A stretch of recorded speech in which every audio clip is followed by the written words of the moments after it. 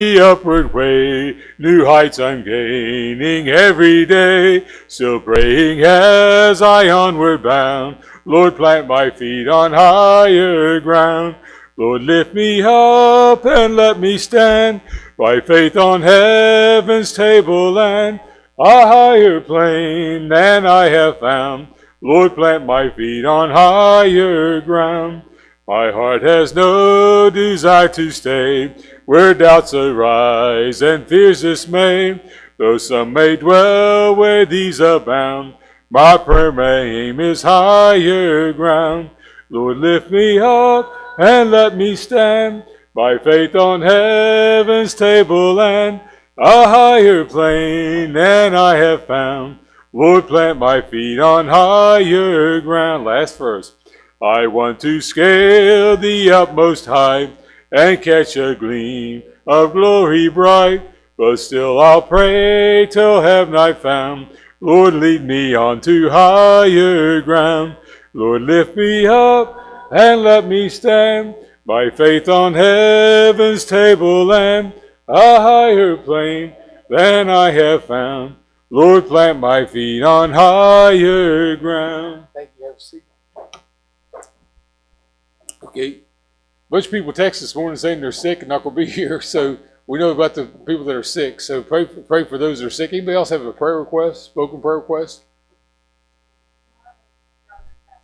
Right, Marlon's brother passed away yesterday. Found him yesterday morning. Pee-wee.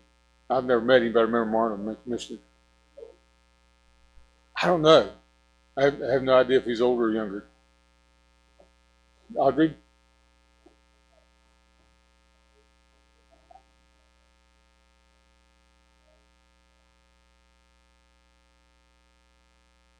Okay.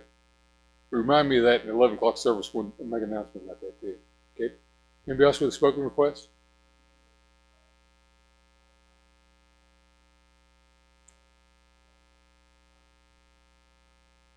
Okay.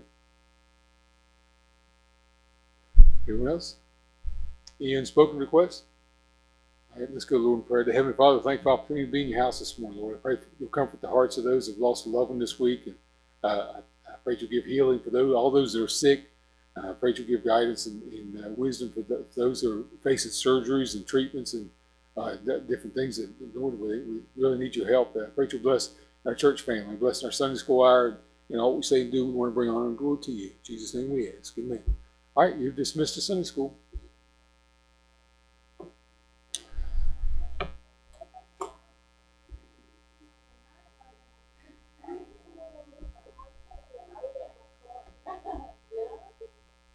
Don't want to leave the house because of what? Oh, that's right. He was doing this.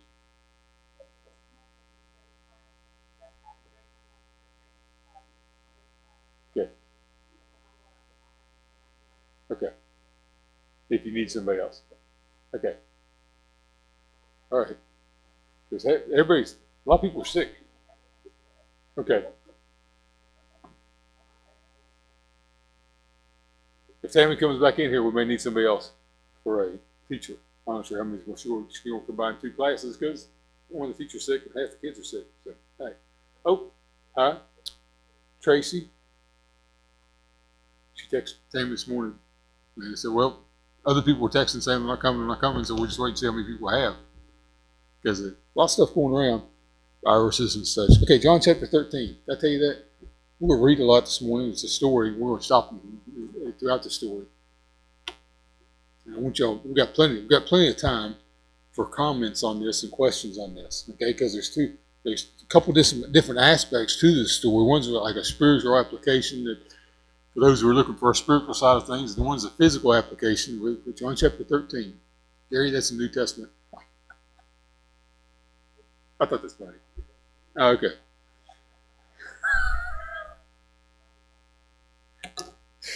All right, John chapter 13, look at verse 1. Now before the feast of the Passover, when Jesus knew that his hour was come, that he should depart out of this world into the Father, having loved his own which were in the world, he loved them unto the end. And supper being ended, the devil having now put into the heart of Judas Iscariot, Simon's son, to betray him, Jesus, knowing that the Father had given all things into his hands, that he was come from God and went to God, He rises from the supper and laid aside his garments and took a towel and girded himself. After that, he poured water into a basin and began to wash his disciples' feet and to wipe them with the towel wherewith he was girded. Then cometh he to Simon Peter, and Peter saith unto him, Lord, dost thou wash my feet? And Jesus answered and said unto him, What I do thou knowest not now, but thou shalt know hereafter.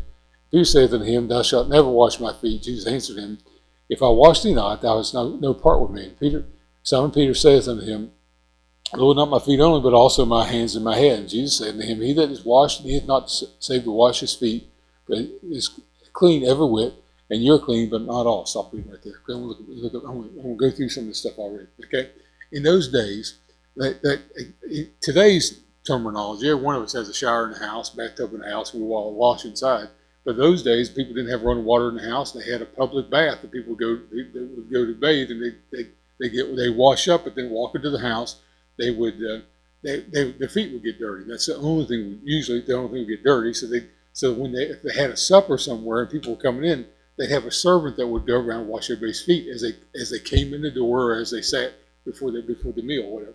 So Jesus did this, and there's a spiritual application to this, and people have asked about what the difference is. So we'll go through the spiritual application first, because when we get saved, we're clean. Okay, God takes us, covers us with the blood of Christ. In the spiritual application, we're clean in His sight, but still we need a daily cleansing. And people referred to this in the foot washing part of it.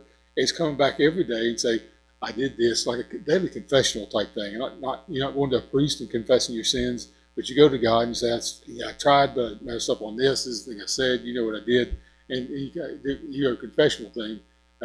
Just between you and God. Everybody understands the spiritual application of it, right? So it's pretty simple that we're clean, but He said you're clean, but not all of you are clean, because He made next verse that we start reading makes reference to Judas Iscariot, because Jesus knew that Judas was going to betray Him. So all of you are clean except Judas, and so it goes this night is when Judas is going to leave and go betray Christ. Okay, you may have questions on. Anybody still feel dirty sometimes because you're own sin? You should, okay? So daily, we ask for forgiveness, and we should give us today our daily bread. We're asking for asking for His provision, but also asking a daily forgiveness for things. And the Holy Spirit's good about this. If you'll listen to Him, convicting you of things that you said that you shouldn't have said. Even Ted and I were joking about before church about things that we've said. Like, oh gee, you're going to have a baby, and talking to somebody who's not going to have a baby, and make it, these things that you should not have said, or it's not sinful. No, it's not very smart either. But just it's things that you shouldn't have said, or little things you should. You got to clean up. Okay, you understand it. Okay, let's read on down. Okay.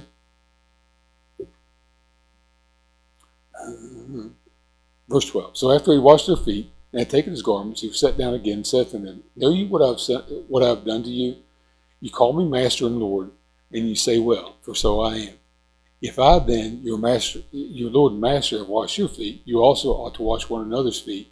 For I have given you an example that you should do it as I have done to you. Verily, verily, I say unto you, the servant is not greater than his Lord, and he that is sent greater than he that sent him. If you know these things, happy of you, if you do them. So let's back up and look and say, I've given you, verse 15, he said, For I've given you an example. Anyone ever go to a church service where they had a foot washing? Anybody here? You've done it? Okay. Did you participate? Okay.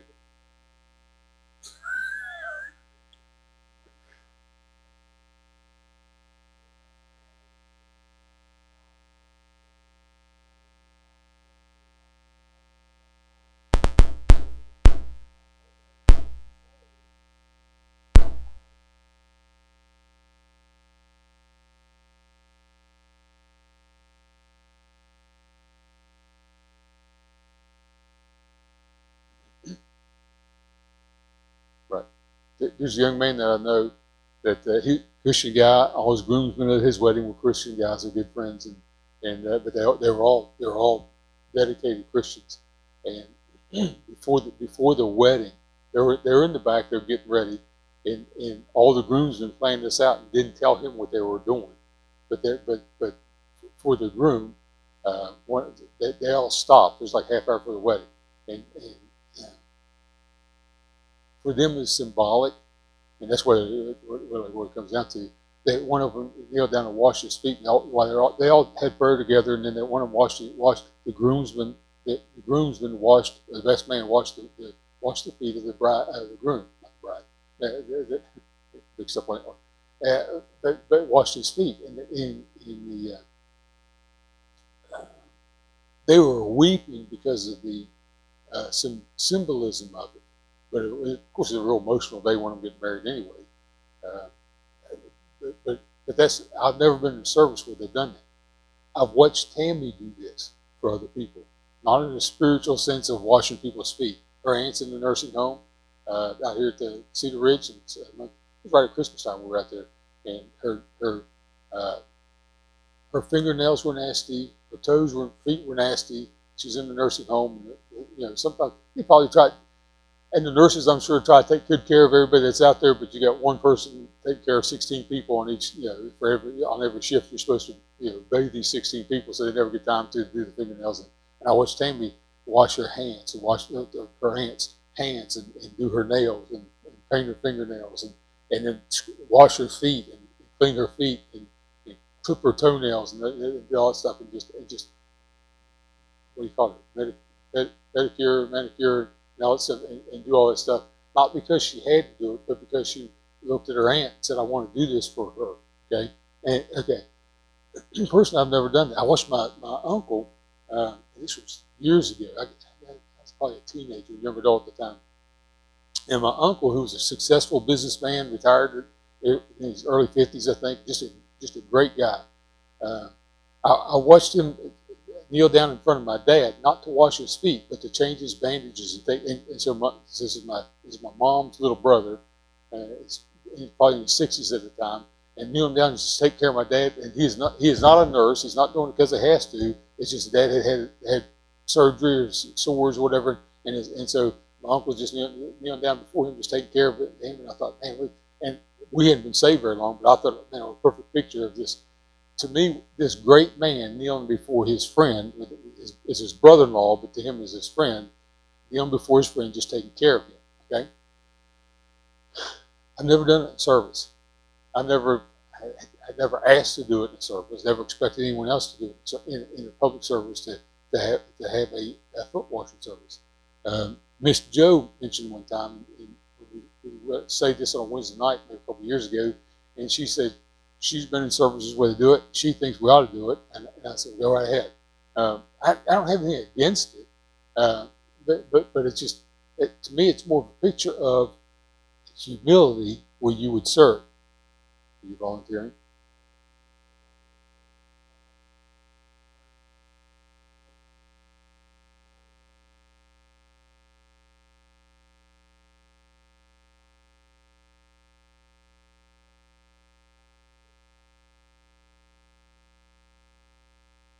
To me, it's both. The physical aspect of bowing down, serving somebody, you don't have to. Okay, you don't have to do it. If you get paid to do it, you work down at the nail clinic, something like whatever, you do that, or you're a podiatrist and you do that for a living. I couldn't even hear the beeping. Did anybody else hear the beeping? Was it the thing in the hallway?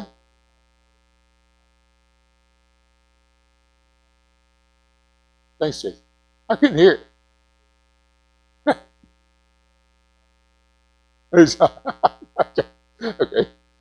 Okay. Okay. So there's the spiritual aspect of it, of being cleansed by the blood of Christ, but then also needing cleansed afterwards. Right? I mean, God doesn't see our sin, but it's us confessing our sin, asking to restore the fellowship part. That's the spiritual side of it. But the physical side of it is still applicable today, where we should serve people. Okay, not because you have to, because you want to. Okay, is there somebody that has a need? You want to fill that need, right? Got a text yesterday from Joey about a little girl got saved here 5 years ago. Brenda Audrey's. Huh? Chloe, is that her name? Chloe. Okay. She got saved here about 5 years ago. She's having headaches and dizziness, and they took her to the emergency room, and the doctors can't do anything here. She has then she has a brain tumor, some kind of tumor in her head, deep down in where the doctors here can't do anything or don't want to attempt to do anything with it. So she's going to go to St. Jude's Children's Hospital. Okay, very good. Anybody here want to perform brain surgery? Larry, you want to try that? David, Underwood, you want to try brain surgery once? He believes he could do.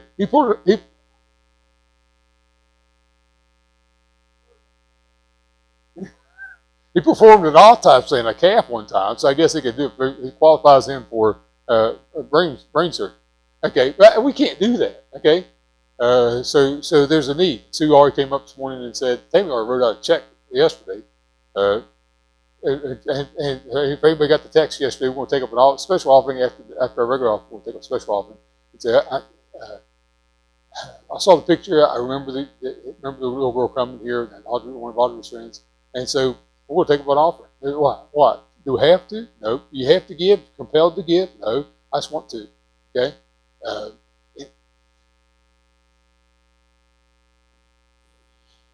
I've given you an example. Verse 15. I've given you an example that you should do as I have done to you.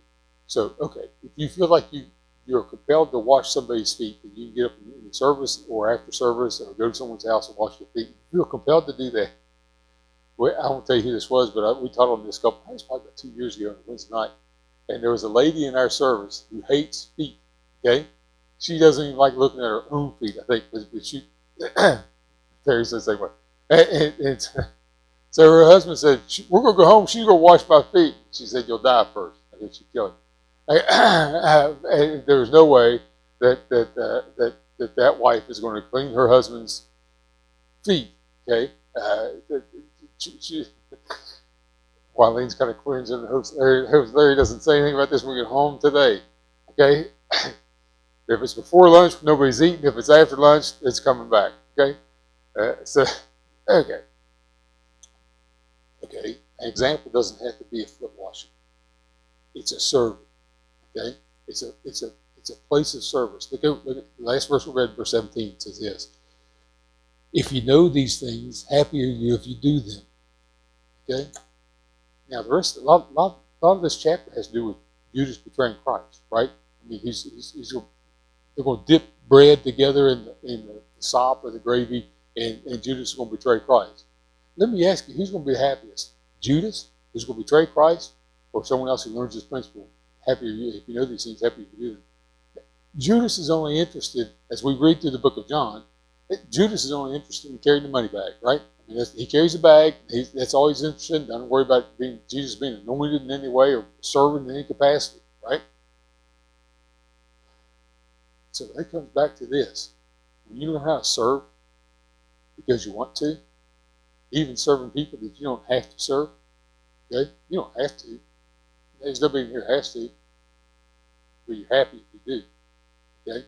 Once you learn how to serve, what's that song? Passion Pirate song. Make me a servant like you, dear Lord, living for others each day. It's a beautiful song. It's a kid's song. But if you can teach our kids that, if you can learn this yourself, to serve in your capacity. Hey, Danny, you struggle in having enough business at work. You work by yourself, right? As a contractor, you work. Everybody knows it. Danny works as a contractor, works by himself. You run out of business, you run out of time, right? Why? You know why? He serves people, right? Yeah, you do more than what you have to do on the job, right? There's always the one person that comes back and complains and never work for them again. You don't want to, okay? I remember Preacher Dave talking about that. He did the painting and wallpaper at the hospital, and then worked for a lot of people in the valley doing different things. And I remember someone offering him to go to the Greenbrier, to their house. They had a house in Charleston, a doctor in Charleston, and they also had a house at the Greenbrier, and they wanted him to go up there and hang wallpaper. And they said he wouldn't do it. He told me he wouldn't do it. And he said, why? Because you complain about everything I've ever done. Okay? And they said, we'll give you $1,000 a drop. When you hang the sheet of wallpaper from the ceiling to the floor, we'll give you $1,000 a drop to do that. If I remember the story right, it was a personal conversation. I may have the numbers wrong. I'll give you $1,000 drop. He said, I still ain't going to do it. Okay? Why? Because you're going to complain after you get done. Okay? Okay. Ted was like, who is that? I'll do it. I've never hung wallpaper in my life, so give me $1,000. I'll learn. Dave said he'd help him. Okay. There's some people you cannot satisfy ever. Okay, no matter what you do, they're going to. If you tried to serve them, as a salesman, I've had customers like this, or I've known people like this in business. Okay, some of you've worked with people like this that no matter what you do, Kelly, you ever work for somebody that's never going to be happy, no matter what you do? Yeah, don't name it. It looks at Wileen. You're not talking about Wileen, but they know. Oh, God. Okay. There are people that you can serve, and no matter what you do, they're going to complain. All right? You serve them anyway. You go back. You try to take care of them anyway. I know people that do this. They spend their entire life trying to make somebody else happy, trying to serve that happy. The only person happy is the person doing the serving. The person that's doing the complaining, along with the Judases in life, the betrayers.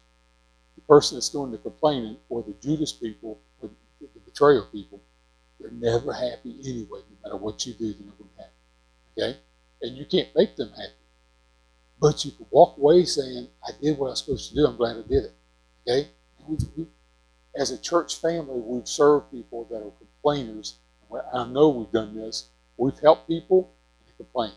Or we've done something for somebody and they never hear back from them again. Or did you do it to be rewarded? No, we just did it because we're supposed to do it. But in the long run, you look back and say, that was a waste, maybe. But we did what we were supposed to be doing, right? As long as you're doing what you're supposed to be doing,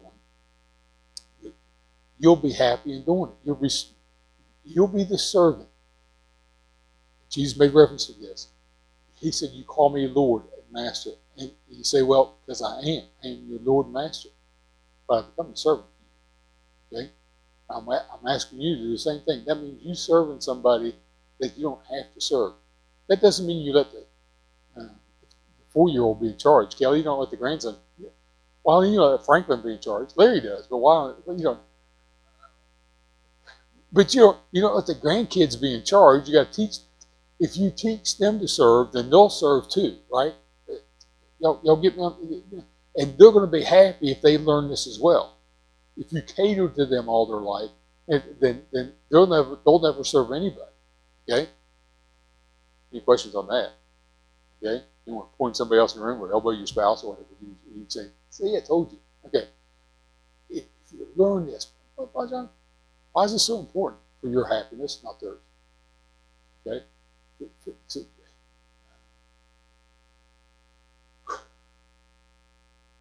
We mentioned, look at verse 18. A couple verses. Verse 17. If you know these things, happy of you to do them. I speak not of you all.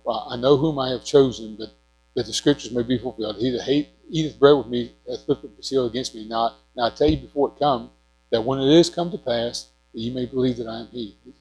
He knows that Judas is going to betray him. And then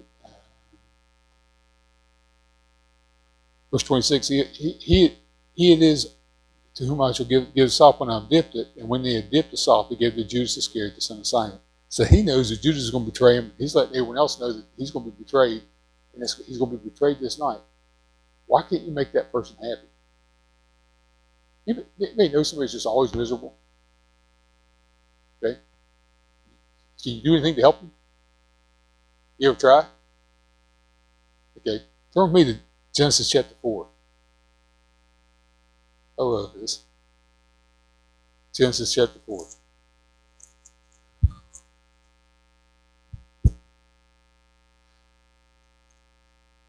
They'll just complain. Genesis chapter 4. Look at verse 1. We'll read this. It's not in mine. Someone move Genesis. Here we go. Genesis chapter 4. And Adam knew his wife, she conceived and bare Cain and said, I've gotten the man of the Lord from the Lord. She again bears his brother Abel, and Abel was the keeper of the sheep, Cain was the tiller of the ground. In the process of time came to pass that Cain brought of the fruit of the ground an offering unto the Lord. And Abel, he also brought of the firstlings of his flock, and the fat thereof.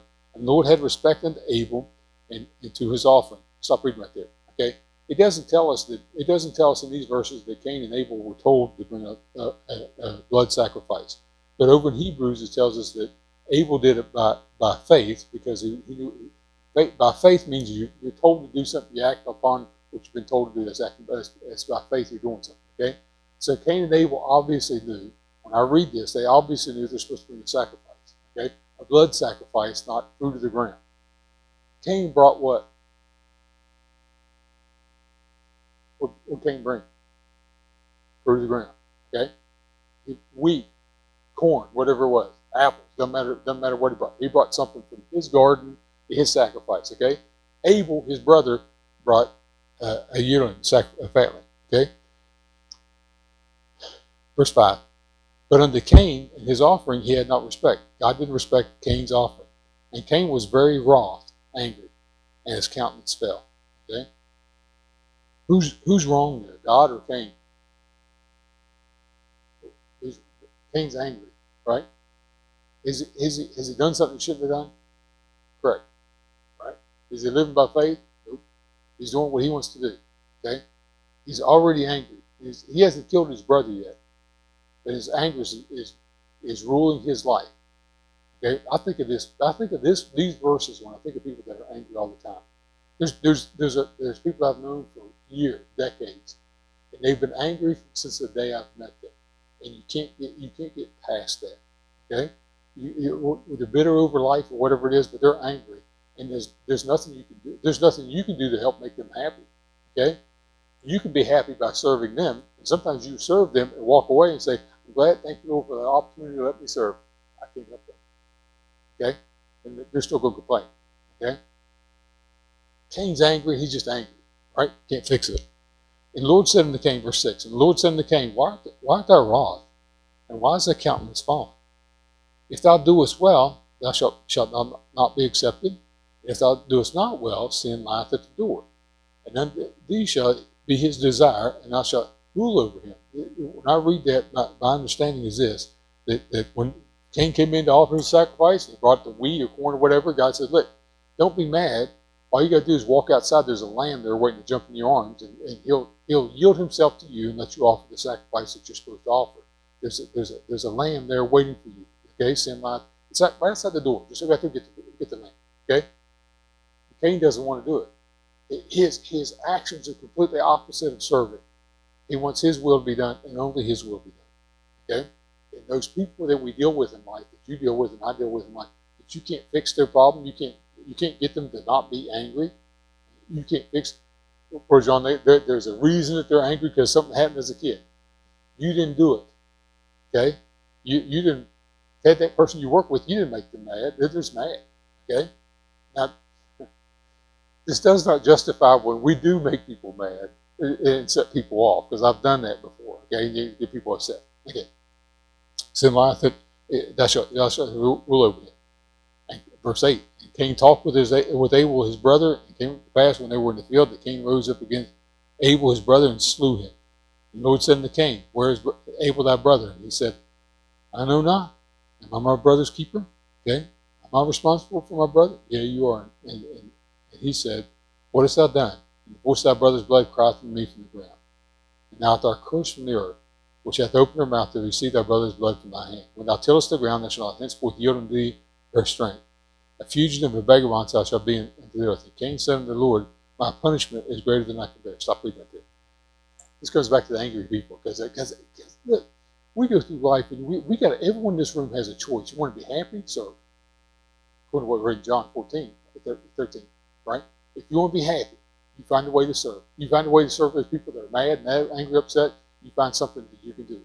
There's been peace offerings we've made to other people that are mad at us, trying to make things right, and you can't make it right. There's some people you can't. There's nothing you can do to fix their problem. Okay, and you're not the problem. If you know you are the problem, like I've said things, done things I shouldn't have done. But if you know you haven't done anything to set them off, to make them angry, you can't fix that problem, all you can do is just serve. And you can be happy walking away being the servant, and let them stew in their anger, okay? Because you can't fix it. You didn't cause it. If it's something broken, it's their choice. And give an opportunity, like Cain's given an opportunity about being angry. When God says, here's your opportunity to get things right, instead of getting things right, he kills his brother and then says, am I my brother's keeper? Am I responsible for this? He said, and God hands out his punishment. You were going to Mark, but he hands out his punishment. He said, my punishment is greater than I could bear. And so his anger then is directed towards God. Okay? Josiah and I on visitation. Must have been yesterday. Josiah and I on visitation. We went to visit Silver. Brother John, you take him with you? Yeah, people let you in the door. People are nice to you. Yeah, they're nice no matter who they are. Okay? And someone said that something happened years ago. They got mad. Okay? And they hadn't been in church since they were 13 years old. They grew up in church. And something happened. They got mad at God. And they're adults now. Okay? And they got mad at God and haven't got over it. Okay? You know what? God's not going to change. Okay? And what they're mad over wasn't God's fault. Whatever it was, wasn't God's fault. So God says, okay, here's opportunity. I think that's what God sent me to their house yesterday to do. You got an opportunity to serve. You want to? Okay? Maybe I will later. Not today. You can't fix the other person. You do what you got for your spirit. You can learn to serve. Happy. You can be happy. Okay? So when I look around the room, I see people that serve other people out there. You do. I know what you do. Okay? But you can always be happy with what you're doing by serving in some capacity. You got questions on this? Comments? Everybody get done with the job. Tell you ever get done with the job and you walk away. You know you do your best. You serve. And you're happy with your job. And you know someone's going to complain about it anyway. Right? It doesn't matter. I wanted to complain to my boss. I walked to my boss's office years ago. I didn't know who he was on the phone with, but I was walking in to ask him a question. He was on the phone talking to somebody else. And he said, and as I walked into his office, he said, if you're calling to complain about John being too aggressive, stop now. So maybe I shouldn't be walking into the office at this time. You know what I did, Larry? I stepped back into the hallway. So I wasn't standing in front of my boss, but hearing what he said. Okay? Someone was mad at me. One of our vendors was mad at me. Okay? And he said, you're complaining about John being too aggressive. Stop. Okay. Okay. Can you fix the other person? Nope. And that guy that was on the other phone with my boss that day, my boss was a Christian guy. He couldn't fix that guy. And I couldn't fix that guy either. Okay? Couldn't do anything to help him. All I could do is just do my job. Okay. How many of you want to be a Judas? Anybody want to carry the bag? Okay. I don't even like counting the money back here. Okay. Anybody want to be a betrayer? Raise your hand. Anybody want to be happy? Okay. Find your area to serve. Okay. Is there any Christian in this room or in our church? A lot of people are sick today. Is there any Christian in our church that doesn't have an opportunity to serve? They can't. I mean, there's some people that shouldn't be working in nursery, right? And some of us shouldn't be directing traffic. We're texting and cars are going, oh yeah, it's good enough. Okay. There's some places in certain areas we shouldn't be. There's certain areas where we shouldn't be serving, right? We're not qualified for that job. We really shouldn't be doing that job. Okay. There's some people. Okay. There's some people shouldn't be working with children. Why? They don't like them. Okay. Don't want to be around them. Okay. No, thank you. Okay. But everybody has an opportunity to serve in some capacity within our church family or outside of our church, in your home, in your family, in your neighbor, in your community. We have a neighbor, you may know Wally Fowler, that works at the shop, right? Okay. Every time it snows, not like today's little brisk blowing snow, every time it snows good, you know what he does? He gets on a four-wheeler and he's got a plow in the front of it, plows the whole holler. Not everybody's house. He plows our driveway for the garage to the creek. I mean, he plows everything in our driveway. So he likes doing that. I don't like, when it's snowing, it's cold, right? He wants to be outside doing that. He does. He loves it. Okay. You may not like Snuffer. Okay. He likes to do? He likes to cut trees, trimming neighbors' trees. He's like a squirrel climbing a tree. I was watching. You ever seen him work? Okay. Okay. He climbs. He ties off when he gets up there, but he climbs like a squirrel. He gets about 40 feet in the tree and starts trimming stuff. He's trimmed the tree in front of my dad's house. It's 20 years ago, and he's hauling that. He shut the chainsaw off and hauled that. Dad said, "Dad, hey, George, why don't you come up here and bring me a glass of water?" Yeah, but he's funny as can be. He likes doing that. He's happy. I've watched him trim trees, drop trees at our house and everything. He likes doing it. Okay. Does it have to? No. Does he get paid for it? Some people pay him real well. Miss Joe pays him in apple cake or something like that. Okay. I've been surrounded my entire life with people that serve in great capacity. And those people are really happy. Okay? Do you? If you're unhappy in any way now, right today, then find somebody you can serve. Just find some place that you can say, yeah, but I'm the boss. Okay, be the boss and you be the servant. You'll lead by example. Okay? Jesus said, happy you know these things, happy you do. Really simple. Questions? Comments? Thank you, Lord, for loving us. Thank you for what you give us. I pray to direct us that we'll serve whatever capacity you give us. Thank you for the opportunity you've given us to serve within these walls of this church and on the property of this church building. But also that you give us opportunity in our daily life with our family, neighbors, and friends. I pray to use us for your glory in a way that people see us being different than the rest of the world. We're a witness for Christ, a light in the dark world. In Jesus' name we ask it.